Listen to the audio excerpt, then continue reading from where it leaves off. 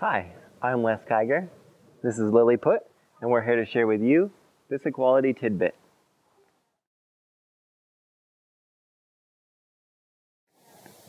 So today I want to talk to you about how to deal with mugging when you're training with treats. This is a big reason that some people say that they never ever give their horse treats in training, because they don't want the horse to start doing exactly what Lilliput is doing right now. We just finished doing some clicker training, and her mind is up and she's in that mode. You can see her, she's actually coming off of some of that mental energy right now. But she's looking for the treat and she's mugging me a little bit. She's pushing into my space. She's looking for that treat. She is kind of demanding that I give it to her. To me, the things that we can do with treats in training, and especially combined with the click, those benefits far outweigh having to deal with these kind of behaviors, especially because it gives us an opportunity to have a discussion with the horse about these kinds of politeness issues. And that can be a really important step to have, a conversation that a lot of people don't get to have because they never have the situation come up, because they just avoid the treats altogether. So the first important thing is how you deliver a treat to the horse. So I'm going to get this treat out, and she knows I've got it in my hand, but I'm not going to give it to her until she makes the decision to stop mugging. There. See how our attention went somewhere else for a second? Show you that again. So I get another treat out. She knows that I have it. She's mugging me for it. If I can, I'm just going to wait this out. If she was getting much, much too insistent, I could move her head away and just do that persistently. She got distracted over there. And that's just a distraction for now, but we're building a habit where she learns that she gets the treat when she's not mugging. So this time, I'm going to see if I can just wait it out. Ask her to step back up into position.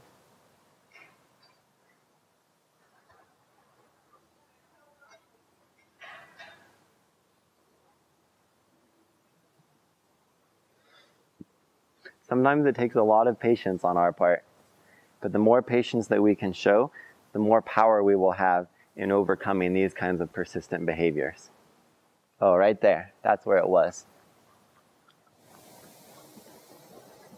So if I'm consistent about doing this every single time I give her a treat, she's going to learn that the mugging just doesn't work. And since it doesn't work, she's going to stop doing it. It's not a quick fix, but it's laying a long-term foundation of politeness and good behavior that's going to pay off for years to come. So I'm totally willing to invest the time in it. Another option,